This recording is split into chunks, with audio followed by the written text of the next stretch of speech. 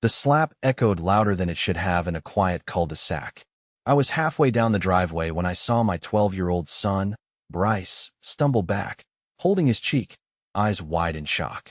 Standing in front of him, red-faced, was HOA board member Karren Whitlow, 61 years old, platinum blonde bob, floral blouse, and the kind of woman who treats a neighborhood like her personal kingdom. Next to her was some idiot in a fake HOA security vest, probably her nephew or some guy she paid in fast food. "What the hell is going on?" I shouted, sprinting toward them. Karren turned around, immediately lifting her chin like she'd just saved the neighborhood from a terrorist. "Your son was trespassing on common grounds. He was riding his bike on the sidewalk." I cut her off, grabbing Bryce gently to check his face. "Are you serious?" Karren's eyes narrowed. "He was too close to HOA property. We've warned you people, I repeated, standing tall. "He's a kid. You had your mall cop slap a kid."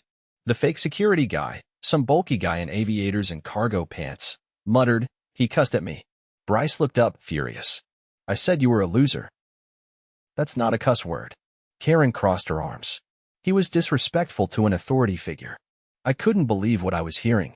"He's 12, and that man isn't an authority figure. He's not licensed security. He's a guy in a vest you bought off Amazon." Karren's mouth twitched. "The HOA board approved him. He has full enforcement rights." "That's not how the law works," I said, trying to keep my voice steady. "You just assaulted a minor." "Technically, I didn't." "He did," Karren said, gesturing to her goon. "And we'll be filing a formal complaint about your son." I laughed, dark and cold. "Great. You go ahead and do that. But let me tell you something." Just then, my neighbor Helena Brooks stepped outside her house across the street. She was in gym clothes, holding a water bottle, and watching the whole thing unfold. "Everything okay over there, Pierce?" she called out. Karren's face paled the moment she saw Helena. See, what Karren forgot or maybe never bothered to learn was that Helena wasn't just a friendly neighbor with a golden retriever. She was the sitting district attorney for the county. I turned to her. "HOA security just slapped my kid." Helena raised an eyebrow. "He did what now?" Karren tried to backpedal. "Let's not get dramatic. It was more of a firm tap." "On a child's face?" Helena asked, already walking down her driveway. "That's assault, Karren. And impersonating a licensed security officer? That's another crime." Karren's voice cracked slightly. "It was handled internally. HOA business." Helena stood next to me now. "You just admitted the assault happened. And there's no such thing as HOA immunity under criminal law." I could see the gears in Karren's head grinding, looking for a way out. "We can resolve this without making a scene." Helena pulled her phone from her pocket. "Too late. I'm calling it in. And I hope you have paperwork for that guy, because if he's not a licensed guard, this whole HOA is on the hook." Karren started to stutter, but the fake security guy was already walking away. "Where are you going, Trent?" Karren hissed. "Lady, I'm not getting arrested over some brat," he muttered, ripping off the vest and tossing it on the grass. Helena looked at me. "Pierce, bring Bryce inside. I'll handle this." And by the look on Karren's face, she knew it too. The HOA had finally gone too far. By the time Bryce was inside with an ice pack on his cheek and Helena had finished her call, a sheriff's cruiser was already pulling onto the street. The deputy stepped out, a tall man with a calm air and a clipboard tucked under one arm. His eyes swept the scene with practiced precision, the ripped-off vest on the grass, Karren frozen near the curb, and Helena standing with the quiet authority of someone who'd seen this play out too many times. "Deputy Lawson," Helena said, walking forward. "Thanks for coming so quickly." "Any time, ma'am," he said, giving her a respectful nod. "DA Brooks, right?" "That's right. We have a situation involving an unlicensed individual posing as security and striking a minor. The child's name is Bryce Tanner. I witnessed the aftermath myself. His father's inside with him." Karren spoke up, her voice brittle. "There's no need for this kind of escalation. The board approved Trent as a courtesy patrol." He wasn't meant to hold that thought. Lawson interrupted, flipping open his notepad. "What's Trent's full name?" Karren hesitated, eyes darting toward the houses like she was hoping someone might swoop in and save her. "I'll need it for the report," Lawson said flatly. "Unless you're telling me you deployed someone on patrol in this neighborhood without verifying their identity." I have his name somewhere," Karren said, fumbling with her phone. "He's a contractor." Helena raised an eyebrow. You just told me the board approved him. Now he's a contractor? Karren bristled. It's a gray area. No, it's not, Lawson said. If he struck a child, and he's not a licensed security officer, this is criminal battery and impersonation. Possibly more, depending on what else we find. I didn't hit anyone, came a voice from up the street. Trent was standing near his pickup, arms crossed, clearly realizing things were spiraling beyond his pay grade. You put your hands on a minor, Helena said, walking toward him. That's assault. I suggest you don't say another word until your lawyer gets here. Trent looked to Karren, who suddenly seemed very small on the edge of the sidewalk. Lawson turned to her. How long has this guy been patrolling the neighborhood? Karren didn't answer. Helena stepped in. Deputy, I'd like you to check HOA records for any contracts with this man.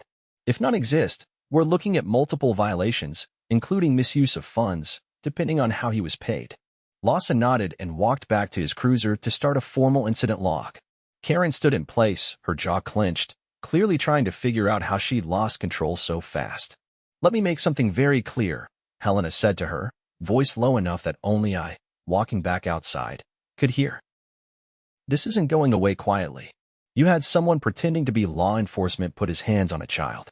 That's not a rules violation. That's a criminal offense. I didn't think. Karren began. That's your problem, Helena cut in. You act like you're above oversight. But this is a neighborhood, not a fiefdom. Karren's voice dropped to a whisper. We were just trying to keep things orderly. You created chaos, Helena said. And now you're going to answer for it. I stepped up beside her, folding my arms. You used your position to give some random guy authority he had no right to. If you think this ends with a citation, you're in for a rude awakening. Karren's eyes darted toward my driveway. This doesn't have to become some public spectacle. We could resolve it internally. Helena gave a humorless snort. You're about 30 minutes too late for that. Another car pulled up, this one black, unmarked, with government plates. A man in a gray suit stepped out and made a beeline toward Helena. Internal affairs? I asked quietly. She nodded. From the County Oversight Committee. I called in a review the moment you told me what happened. HOA boards misuse their authority more than people realize. They'll be auditing everything. Karren backed up a step. Wait, you're bringing in auditors? No, Helena said. The county is. I'm just making sure they have everything they need. Karren turned toward the house at the end of the block, Marla Hendricks' place. She was the treasurer of the HOA, and probably the only person on the board who could rival Karren's appetite for control. As if summoned, Marla stepped outside, already dialing her phone. Helena sighed. Let her.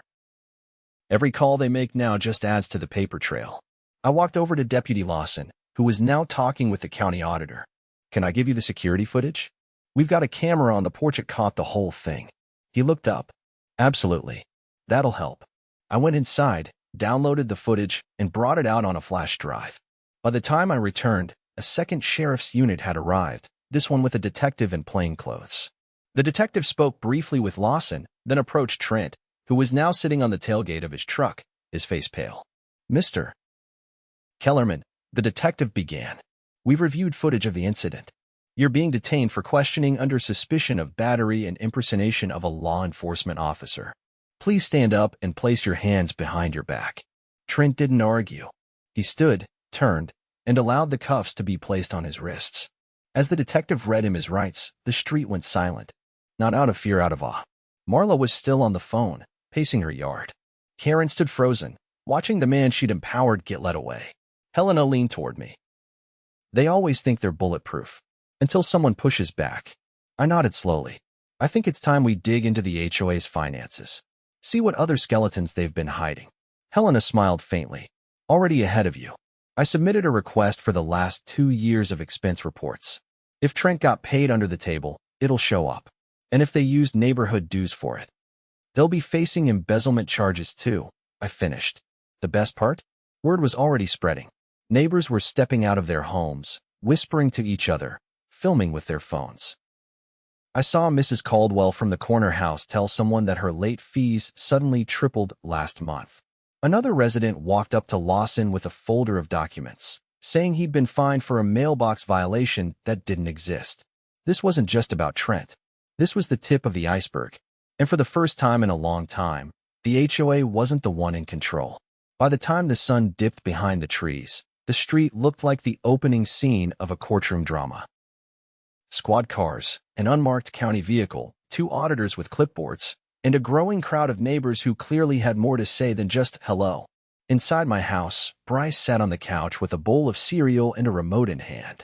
His cheek was red, but he was calm now, especially once he realized the man who hit him wasn't going to just walk away from it.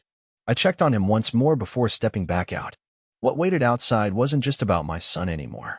Helena stood in the middle of my front yard, talking to a woman I hadn't seen before. She had a navy blue blazer, a badge clipped to her hip, and a voice that didn't rise but made everyone listen anyway. "Detective Langley, Organized Fraud and Public Trust Division," she said, handing me a card before I even asked. "We've been tracking a series of unusual HOA financial patterns across several neighborhoods. Your case just gave us probable cause to open this one." I glanced at the card, then back at her. "You've been looking into this already?" Langley nodded once. "We've had complaints, but no hard evidence. Until now, everything was just whispers and accusations. What happened here gave us something tangible." Helena crossed her arms. "They've been laundering money through maintenance contracts." Langley gestured to the auditors. "These 2 are from the county comptroller's office. They'll be reviewing every payment and vendor the HOA has used for the last 18 months. From across the street, a man in a polo shirt and loafers jogged over holding a slim folder. "I'm Eric. I live in Lot 16. I work in municipal procurement, and I noticed something months ago, 3 invoices from a landscaping company that doesn't exist in the state registry."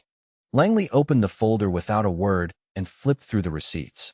"These are the same stamps we found in 2 other neighborhoods. Digital overlays. Fake business licenses." Helena looked at me.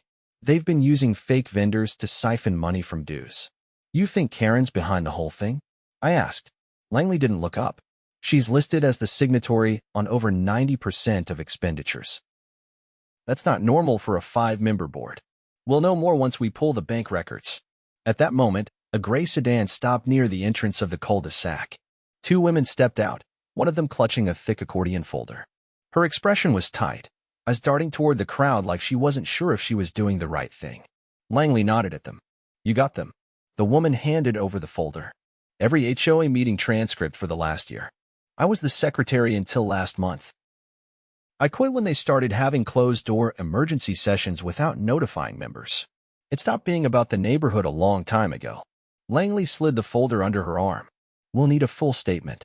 Helena turned to me. "You realize what this means, right? This isn't just about what happened to Bryce.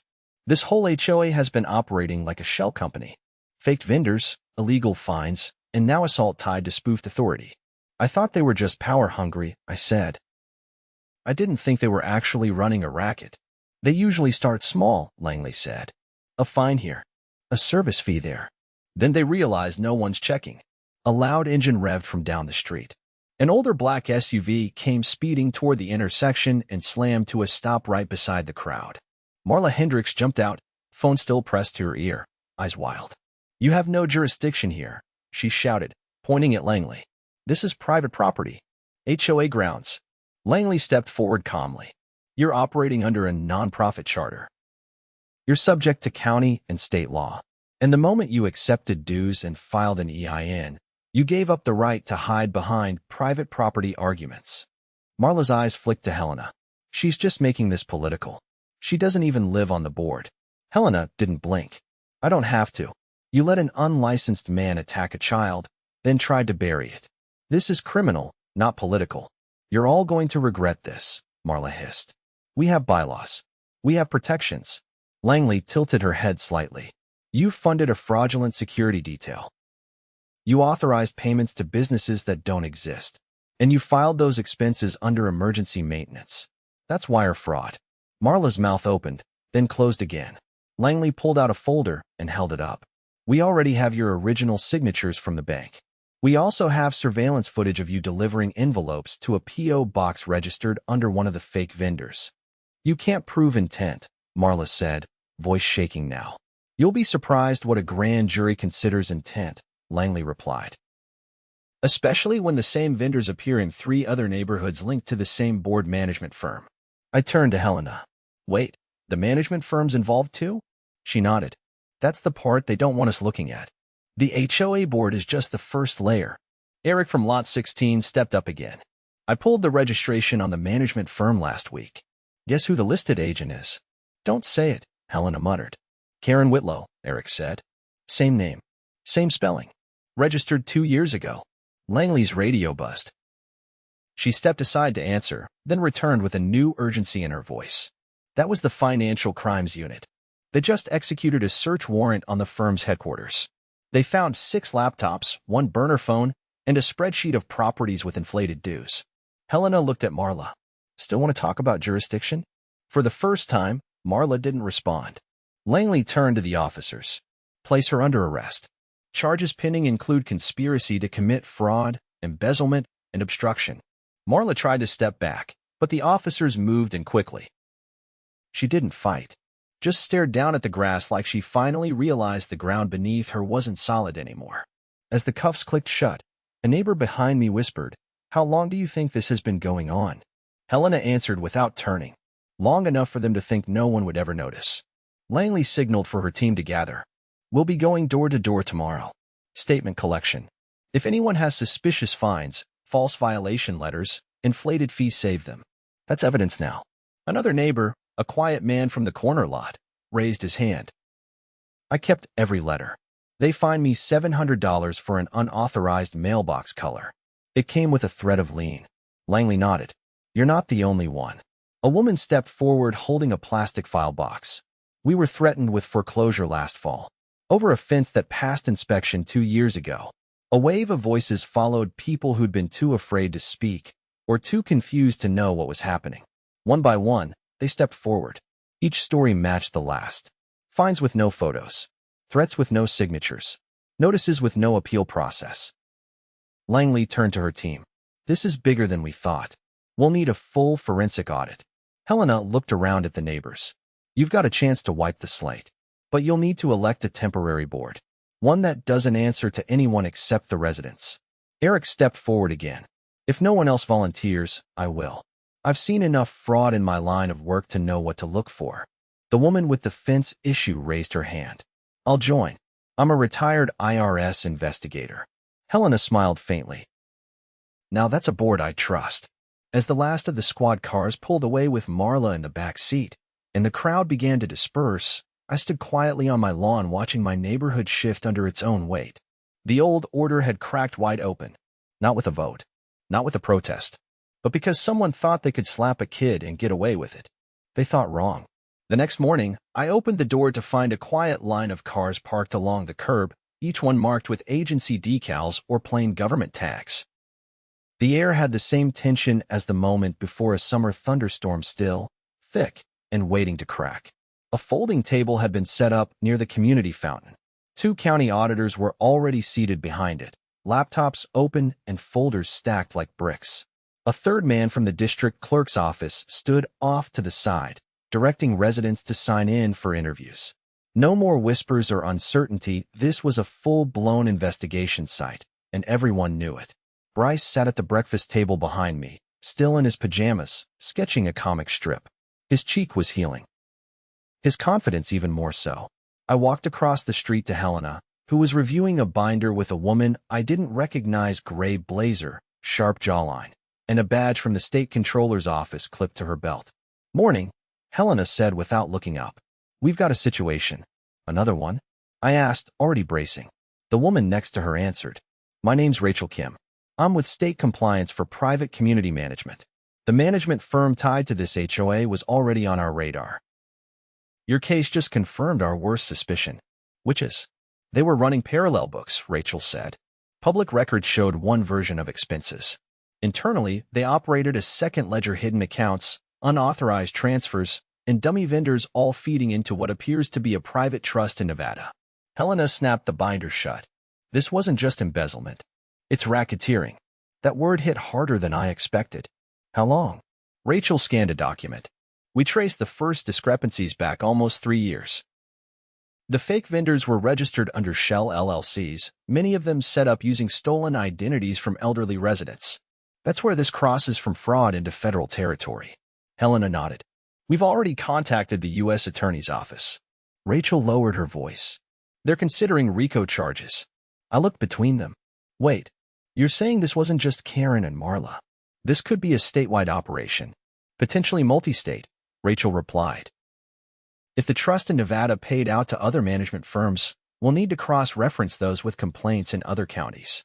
Helena motioned toward a tan minivan that had just pulled up near the park. That's the IRS Criminal Division. You're going to see more agencies show up. This thing's unspooling fast. As if to prove her point, a white SUV with federal plates rolled in and parked. 2 agents in jackets stepped out, both carrying evidence cases. Rachel flipped open her tablet. We're issuing subpoenas to every bank that processed payments for this HOA. If we can connect the dues to the trust account, it's over. I watched as neighbors continued filing in, some with manila envelopes, others with full boxes of paperwork. One older couple brought in a photo album filled with letters dating back over a decade, each one tagged with sticky notes. Helena nodded toward them. They were fined into bankruptcy 5 years ago, lost their second car, almost lost the house. She's been keeping records that long? I asked, stunned. She used to be a city archivist, Helena said. She cataloged every document, indexed them by date and category. We'll be using her system in court. A sudden shout erupted from the end of the street. 2 federal agents were walking a man down the sidewalk in cuffs. He wore a blue polo with the management firm's logo, and his face was drained of color. A younger woman followed behind, eyes fixed on the ground, hands trembling. That's their accountant, Rachel said. She just turned state's witness. Helena's mouth tightened. Good. She'll give us the internal playbook. As the accountant was led to a waiting vehicle, another voice called out from the other side of the fountain. Pierce. I turned to see Eric jogging up, holding a flash drive. You're going to want to see this, he said, breathless. I pulled some data off the HOA website's backend before they took it offline. There's a deleted folder that was still cached. It had scanned checks with signatures that don't match the board members' names. Forged. I asked. Worse, he said, handing over the drive. Dead people's names. I cross-checked 2 of them. They passed away last year, but were listed as approving last month's payments. Rachel looked up sharply. That's identity fraud layered on financial fraud. We're definitely in federal territory now. Eric added, there's also a trail of emails between Karren and someone using an encrypted address. The contents reference agreed silence fees and monthly shares. Helena didn't wait. She took the drive and handed it to one of the agents. Chain of custody. That's going straight to the FBI field office. The agent nodded and headed for the SUV. Across the street, 2 more residents had gathered by the table. One was the same man who mentioned the mailbox fine yesterday. He now held a notarized letter from 2 years ago proving the fine had been appealed and overturned. Yet the lien had stayed on his record. Rachel looked over the document and whistled.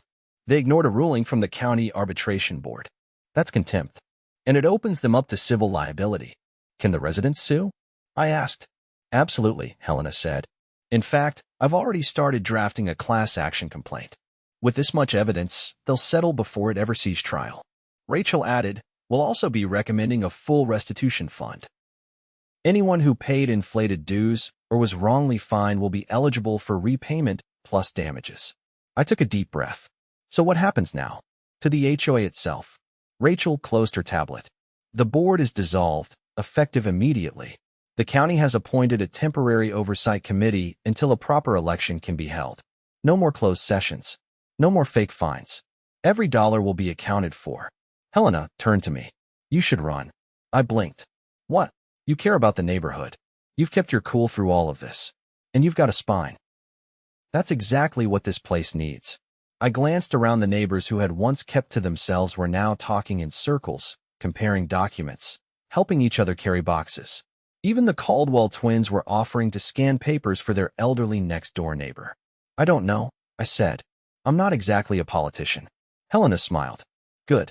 We've had enough of those. Rachel added, just think about it. You'd be starting fresh. No baggage. And with Bryce's story, you'll have the community behind you. I turned back toward the house, where Bryce was now watering the front garden, his comic strip tucked under one arm. All right, I said. If it means making sure this never happens again, I'm in. Helena clapped me on the shoulder. Welcome to the committee. That afternoon, a neighborhood meeting was held on the Greenbelt. No podiums, no microphones, just lawn chairs and folding tables. I stood next to Eric, the retired IRS investigator, and 3 other volunteers who had stepped up to form the interim board. We took a simple vote to approve emergency reforms, full financial transparency, monthly open meetings, and a third-party audit of all funds. Every resident would receive a digital copy of the new charter. As the sun began to set, Rachel approached with a final update. The federal case is moving forward, she said. Subpoenas are out. We expect indictments within the month. And thanks to your neighbor's testimony, the Nevada trust is now frozen. I nodded. And Karren, being held without bail? Helena said. Flight risk. She tried to transfer funds to an overseas account yesterday morning. The feds intercepted it. Rachel added, she'll be facing federal charges under the RICO Act, plus state charges for endangering a minor and conspiracy. I looked around the Greenbelt. Kids were riding bikes again. Neighbors who hadn't spoken in years were sharing lemonade. For the first time in what felt like ages, the street felt like a community. Helena leaned in. You know what the best part is? What? She'll never hold a position of authority again. Not in this county. Not anywhere. I watched Bryce wave at a friend before hopping on his bike and taking off down the sidewalk free, smiling, and safe. That was all the victory I needed.